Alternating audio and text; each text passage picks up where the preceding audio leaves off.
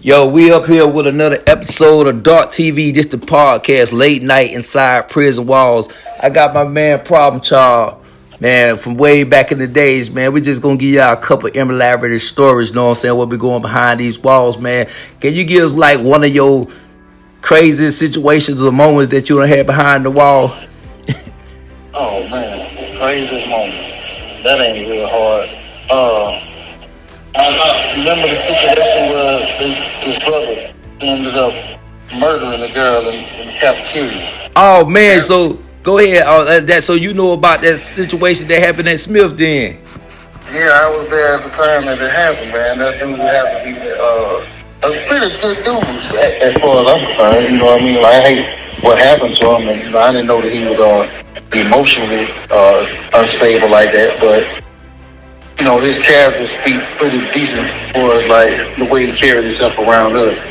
It was just one of those love affair situations. You know how it goes. Let me ask you something. Like, other than like what's some things that like nobody probably in the public possibly know about this brother? You know what I'm saying? That like you could probably like elaborate, cause they were kind of like not too vocal on the brother. You know what I'm saying? That passed away with this situation, but you know how that love can get. It could get crazy.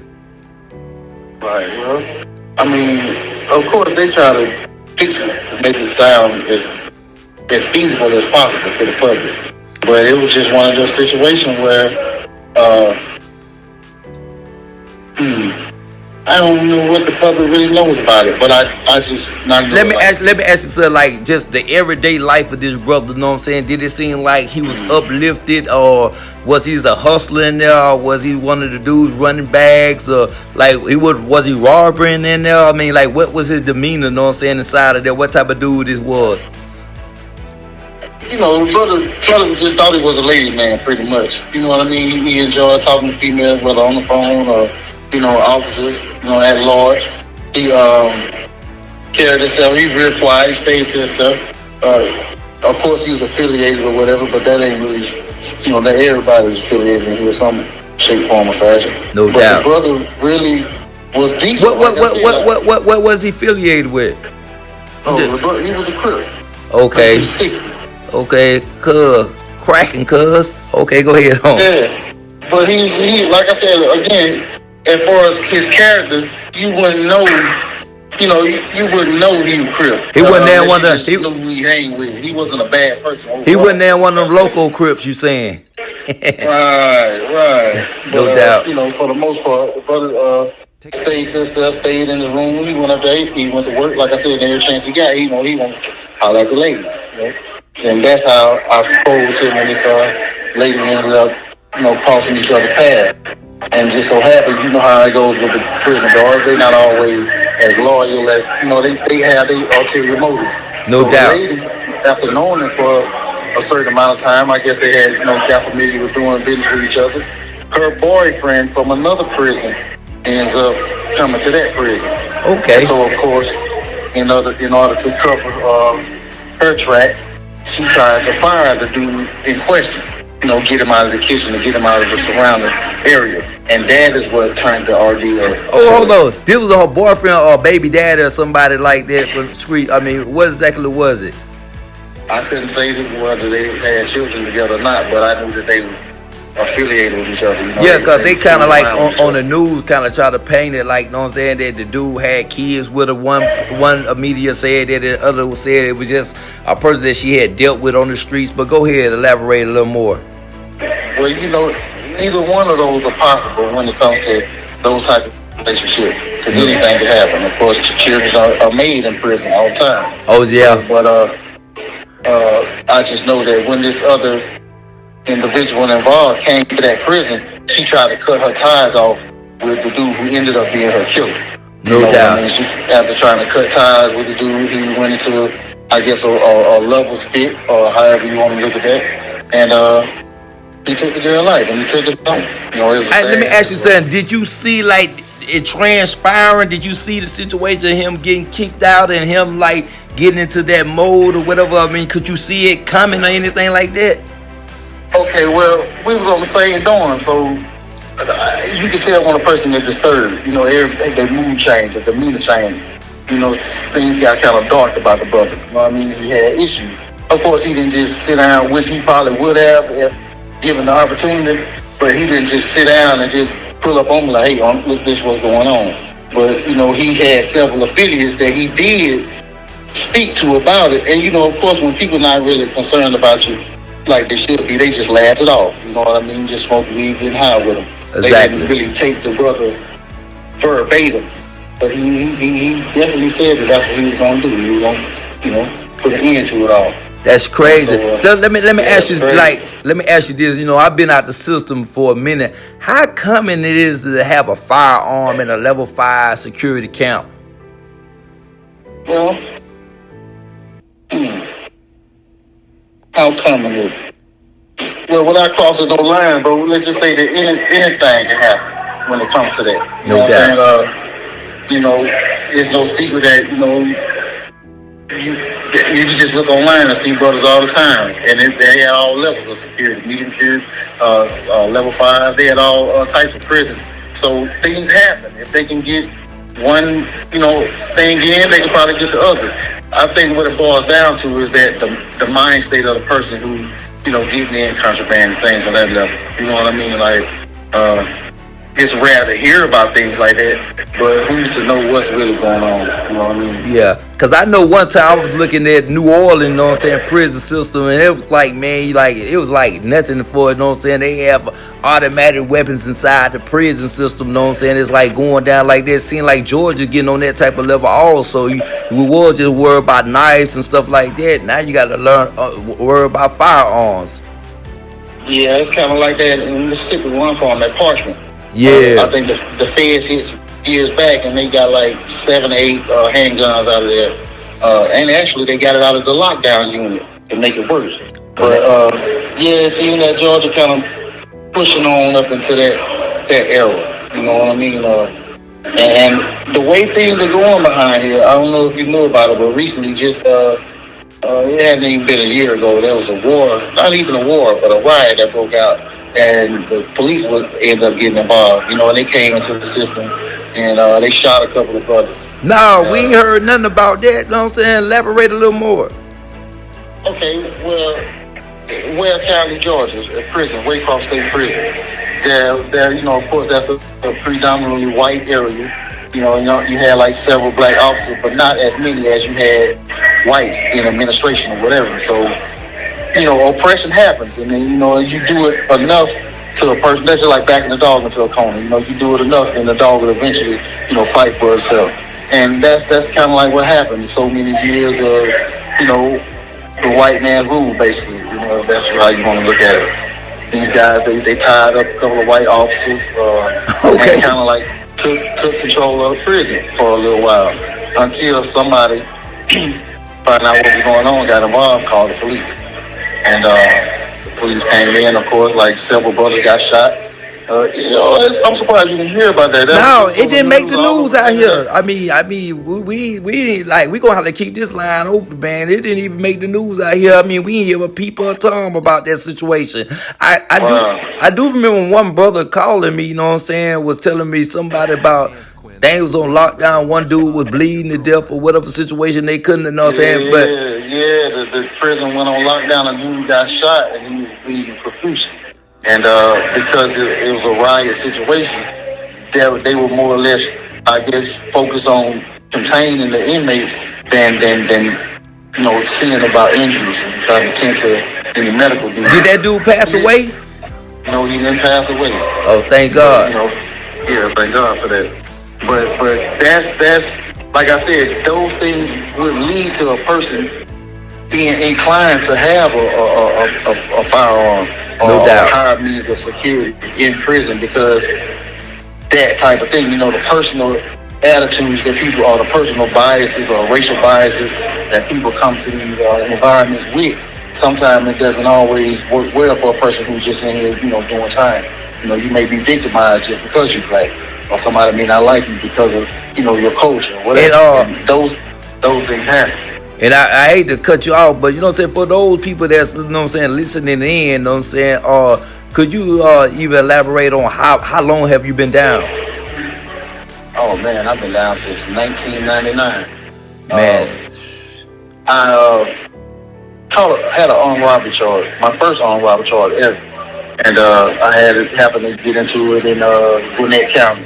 And it's one of those counties you hear about where, of course, you get locked up and you're a certain color, you may not ever leave again. No doubt. And, right. And that's kind of the example they try to make with me. So, I've been here quite some time, a little bit over 25 years. Okay, and what kind of sentence are you serving? I got life without parole. Man, that's crazy. For an armed robbery charge? Armed robbery charge. Man, we guess got to get the justice system involved in this situation, you know what I'm saying? One of the things I do on this podcast, I also talk about like politics and see what the state of mind, because I understand like people that's incarcerated, they got a little more time to think than people that's on the street. What do you think about with the administration that's going on with Trump right now? Well, we living in a time where this country's at a decline, right? And Trump has always been, if nothing else, a businessman. And if you would think about the United States as a company instead of a country, what you're really looking at is the liquidation of a company. All the cutbacks, they look strange, but say for instance, I'll give you an example, like DEI, diversity, inclusion, and equity inclusion. Well, that on one hand may look like it includes, for the minority, it helps us. But on the other hand, the bylaws and the laws and policy that back those up, those are means of control, right? Those are money has to go into those situations. People had to be paid to issue the money. People had to be paid to monitor and account where the money goes, where it's distributed. So it's job creation on one end, but it's a form of control on another end. And as you liquidate a company, you have to roll back those quote unquote policies. And that's what you see happening with all the, it looks like, of course, another thing, like they say he's erasing black history. Well, if you really look at the fact that we're indigenous to this land and they try to lie to us and told us all of us are from Africa, then the things that they're removing from so-called black history were lies anyway. Exactly. You see what I'm saying? So they're just dismantling, in my perspective, they're dismantling the company. They're liquidating the company. And then the craziest part about it, they dismantling a country, laws that was never fair to us in the first place, you know what I'm saying? Because a lot of people don't understand, even with that DI situation, that, the most people that benefited from it was white women. You know what I'm saying? And then the LGBTQ community, you know what I'm saying? And I think like the black people came only like fifth, you know what I'm saying? Even, you know what I'm saying, considering with that situation, you know what I'm saying? So a lot of people benefited with that situation way more than we did. More or less, all of their programs are set up like that. It starts out like that. It sounds good to the public, and then, it helps us to open the door in one way. But, a loophole is a loophole. So other people, again, the control factor you have to think about, and the job factor. Anything that they do, whether it could be welfare, they have to enlist people, they have to hire people in order to distribute the welfare. So, and those people, you would have to depend on for being morally upright. You have to depend on them for being fair and unbiased and all that. And in this country, you can't always depend on that. And then at the same time, in order to receive the assistance, you have to be governed by certain laws and policies. And those laws and policies is not for beneficial growth of the black, community. Due to the point, one of the main situations to even benefit from it, you had to remove the black man from the household. Yeah, pretty much. Now you seen it from, I'm pretty sure everybody else sees it from that. I don't think really I'm gonna tell you something about the educated people out here, you know what I'm saying? Due to the point, people think due to the point because they got a degree or something that they educated, but they just like parrots. They've been taught, you know what I'm saying, what to think and not how to think. So a lot of times these people that we think are educated up in the school, you can't even talk to them on certain matters because they've been trained not even, you know what I'm saying, having common sense. Right, they call it indoctrination. Exactly. Right. Exactly, right. You know what I'm saying? So you know how hard that situation is. Well, I think this was like a great episode. We're gonna move on to a lot more exciting situation, you know what I'm saying? But I just wanted y'all to kind of like get into it with my man Problem Child, you know what I'm saying? I think he don't change the name over the years due to the point I did time, and you know what I'm saying? He lived up to that name. Absolutely. Absolutely.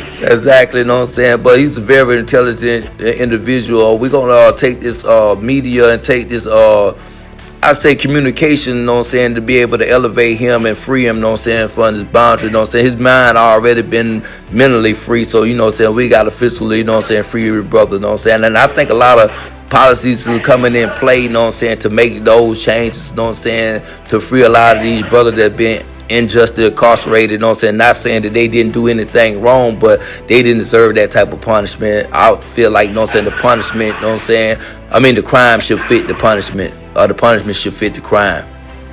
Absolutely. I mean, anything else you want to reach out to tell anybody or a situation? We all in this together. That's just the things that are about to happen over here in this land. You see the National Guard. They setting up shop. Exactly. Spot. They're doing a lot of hiring and firing. They're doing a lot of relocating people, gentrifying areas or whatever. Mm-hmm. So just don't. My advice is just try to not to get in the way of the National Guard. Let them do what they need to do. You know, of course, they said that he was basically Trump. I'm talking about. He was basically putting the National Guard in the black community, and he said it was for our protection. And if you look at it like I think this country is about to do, which is roll back a lot of the money and give back to the indigenous people of this country, then we're gonna have some enemies. You know what I mean? So you have those. You know, you got little what do we call them? Militias. The KKK, they still living around, you know what I'm saying? There's a lot of people, you know what I'm saying, in those things. So you have these militias who, they're not going to look at it kindly. So if the right contingencies are not put in place for us, then we can get attacked just for basically getting down the property back that belongs to us. So as things change, just don't be confused by a lot of stuff you're hearing on TV with Trump. And you know, border and immigrants and all that. Just don't be distracted by that. Okay, that's great. I mean, keep your head on the swivel and stick together. Just be ready to stick together. I know, and know what they always say. You know what I'm saying?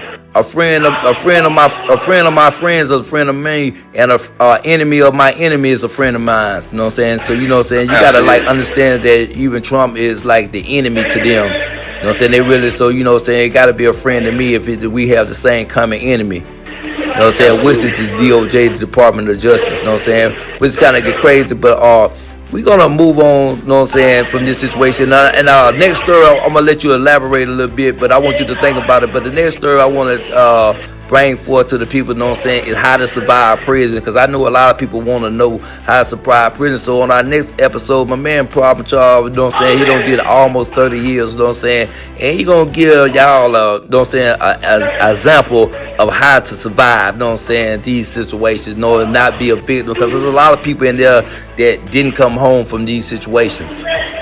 Absolutely, like a lot of, like the brother Cap. You know, may you rest in peace. No doubt. You know, a lot of people wanted to see that brother make it back home to his family. I'm pretty sure T.I. wanted to see him come back out and make it to his family. I mean, while we talking, you might well tell her what, because a lot of people want to know what happened to Cap. Hey man, it's just a weird culture in here. You know how it is, T.J. You've been here before. You know how the gangs do it. No doubt. They want to push in on the brother. They wanted the brother basically to extort the brother. Who was trying to extort him though? Is that his own kind? Or was it another? We all his own kind. I mean, but you know what kind of threw me for a loop was like even the Goodfellas, how they said that situation. I remember like at the time when Goodfellas was being made inside that situation with the dudes from Atlanta. You know what I'm saying? A lot of people that wasn't from Zone 6, they were saying wasn't really from Atlanta. So you know what I'm saying? A lot of times you seen a lot of Atlanta situations happen there with Atlanta against Atlanta. You know what I'm saying? So you know it's kind of hard for somebody from like Savannah or somebody from, you know what I'm saying, Columbus, are all been to really step the cap. So I'm thinking, wait, maybe it had to be some dudes from Atlanta, you know what I'm saying, with this situation, because that's the only thing, that's just me on the outside looking in, I wasn't there. Told you, though, so you have to be real careful about name drops. But it wasn't even an Atlanta situation. It was just somebody seeing him as prey. You know what I mean? Because Cap was, to my knowledge, Cap wasn't an affiliate. He wasn't affiliated with nobody. No you know doubt. What I'm saying? All we know is he was affiliated with Brand Hustle. You know, as far as we knew. Exactly. And a lot of people would not even clout chasing, but just trying to extort the brother. And he wasn't going. He was claiming a good fella, you know what I'm saying? He wasn't claiming none of that shit that I know of. No doubt. All I know, I just knew that he was a stand-up dude. He believed firmly in God. And he, like he said, he had made his peace with God. Like, before he let somebody extort him, you know what I'm saying, he'll take it on to the next level. I know that, right? And that's how that happened, bro. You know what I mean? It wasn't nothing he could avoid, you know, to try to avoid that meant to either, you know, go to protect the custody or to pay these people. What about the good brothers that, you know what I'm saying? Because you know one thing about when, like, even as I was doing time, like, you know what I'm saying, like, I knew two things: mind your business and handle your business. You know what I'm saying? But if a lot of times I seen a man standing on man time, man, you know, I ain't gonna let them dudes get out of line like that. You know what I'm saying? And try to like come with the BS, because you know what I'm saying, you know how that negativity is, that low vibration be, you know what I'm saying? So, you know, I try to, you know what I'm saying, pull with the dude with the positive vibration. So it seems like it should have been some brothers like, nah, we ain't gonna let it go down like that. Yeah, but you know, of course, you know, they separate the dorm. So, you know, you might have you know, I call it the hitters. You got the hitters, and that's all they doing. They clapping at each other every day. They in gang affiliated situations every day. Then they gonna be facilitated in a different area than everybody else. No doubt. What I'm saying? So there's not gonna be a majority of, like you said, the good brothers or the stand-up brothers who just wasn't going for that unfair treatment. You know what I'm saying? Just not let you just mess over anybody for nothing. No doubt. He just happened to be in a situation where he was dealing with some affiliated individuals. No doubt. There was a lot of them on the dorm with him. You see what I'm saying? So the main man that was over these brothers was the one who was really pushing all the buttons, trying to get Cap, you know what I'm saying, to pay dues, basically. No doubt.